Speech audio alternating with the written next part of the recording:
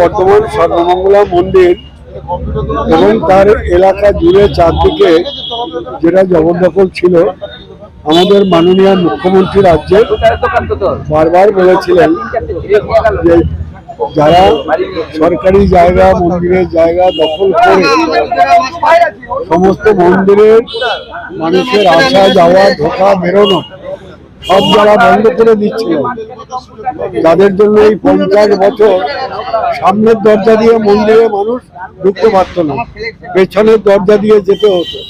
এই 50 বছরে মন্দির আর তার সারাউন্ডিংস এলাকাগুলো সমস্ত জবরদখল হয়ে গিয়েছিল।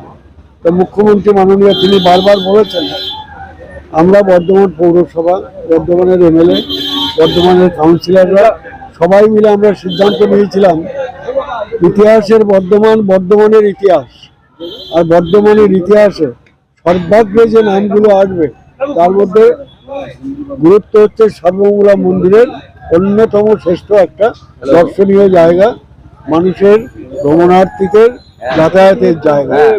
অথচ আজকে দীর্ঘ 50 বছর পর্যন্ত মানুষ এখানে ঠিকঠাক মতো গাড়ি রাখতে পারছিল না, ঢুকতে পারছিল না, সামনের দরজা এগুলো ছিল। আমরা সিদ্ধান্ত নিয়েছিলাম সবাই মিলে যে আমরা বর্ধমান সর্বমঙ্গলা মন্দিরকে ইতিহাসগত দিক দিয়ে, স্থাপত্যের দিক দিয়ে, ধর্মীয় রীতিনীতির দিক দিয়ে যাতে মানুষজন এখানে এসে সামনের দরজা দিয়ে ঢুকে তাদের পুজো অর্চনা দিতে পারে মায়ের কাছে, সেই জন্য ব্যবস্থা করব। তো সমস্ত কাউন্সিলর, এমএলএ, বর্ধমানের বিশিষ্ট মানুষজন, গুণী লোকেরা, ইতিহাসবিদেরা সবাই মিলে সকলের সমবেত প্রচেষ্টা এটাই আমরা অ্যাচিভ করেছি। আজকে যত না আমাদের ভাঙতে হচ্ছে, এখানকার ব্যবসায়ীরা, দোকানদাররা যারা দখল করেছিলেন নিজেরাই অনেকটা সরে গেছেন। আমাদের বর্ধমান দক্ষিণের মাননীয় এমএলএ খোকনবাবু গত 10 দিন পর্যন্ত চেষ্টা করেছেন যাতে মানুষকে বুঝিয়ে যে বর্ধমানের ইতিহাস রক্ষা করতে গেলে, হেরিটেজ রক্ষা করতে গেলে সর্বমঙ্গলা মন্দিরকে জবরদখল মুক্ত করতেই হবে, এবং আলটিমেটলি আমরা এইখানে জয়ী হয়েছি। তার চেষ্টায় অনেকেই উঠে গেছেন, একটু একটু পাকা যেখানে দেয়াল ফেয়াল ছিল আমরা সেটা তুলে দিচ্ছি, এবং আমরা আশা করি যে within a very short time গোটা সর্বমঙ্গলা মন্দির তার 4-5টা এবার ব্লক রাস্তা আমরা করে দিচ্ছি। এখানে সৌন্দর্যায়নের জন্য আলো দিয়ে সব ব্যবস্থা আমরা করে দেবো। আর ছোট ছোট ব্যবসায়ী যারা এখানে ফুল, বেলপাতা বিক্রি থেকে চায়ের দোকান এটা সেটা যারা করছেন, তাদেরও যাতে একটা সংস্থান হয় সেজন্য আমাদের ভাবনা চিন্তা রইল। আগে জায়গাটা আমরা পরিষ্কার করি, তারপরে মন্দিরের সঙ্গে যুক্ত সবাই আমরা একসঙ্গে বসে আমরা ঠিক করব কিভাবে এই জায়গার একটা সঠিক ব্যবস্থাপনা হবে। কতগুলো দোকান ছিল? দোকান প্রায় 50-60টা 70টা দোকান ছিল, মানে ভাড়া সব রকমই ছিল, এবং সবার জন্যই আমাদের ভাবনা আছে। কিন্তু আমরা আগেই কাকে দিতে পারবো, কাকে পারবো না, কাকে কোথায় দেবো না, এসব কথায় আমরা যাচ্ছি না। আগে টোটাল জায়গাটা আমরা জবরদখল মুক্ত করব। মন্দিরের জায়গা, মন্দিরের ট্রাস্ট বোর্ড আছে, তারা আগে বুঝে নেবে, তারপরে কোন মানুষকে কোথায় বসিয়ে যদি কোনো সংস্থান করা যায় মানবিক দৃষ্টিভঙ্গিতে, যারা এখানে চিরকাল ফুল বেলপাতা বিক্রি করে মায়ের মন্দিরে, তাদের কথা ভাবতে হবে। আমাদের ভাবনা আছে।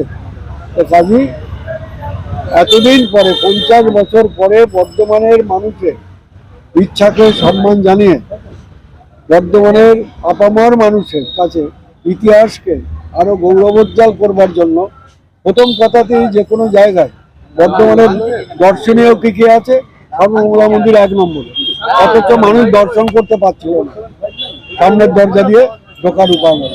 সেটা আমরা আজকে এখানে সবাই আমরা রয়েছি, আপনি দেখছেন আমাদের এমএলএ থেকে কাউন্সিলর থেকে সবাই আছে।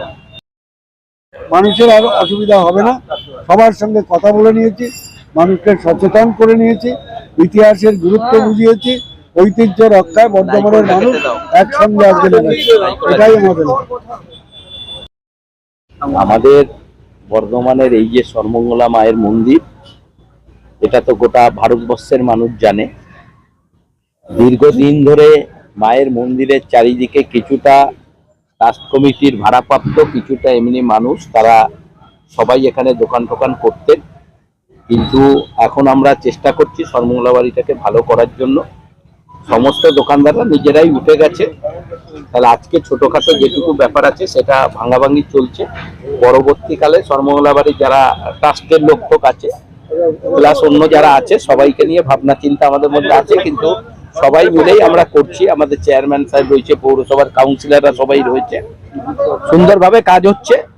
মায়ের মন্দির আবার নতুন করে মানুষ দেখতে পারবে সর্বমঙ্গলা মায়ের মন্দির, সেই কাজ করার জন্য আমাদের এটা করতে। আপনি বলে যাওয়ার পরেও কিন্তু অনেকে কিন্তু নিজে স্বইচ্ছায় কিন্তু না, প্রায় সবাই ভেঙেছে স্বইচ্ছায়, মানে কেউ একজন নিজে রয়েছে কি আমাদের জোর করে করতে হয়েছে এরকম একজনও নাই, সবাই নিজে ভেঙেছে।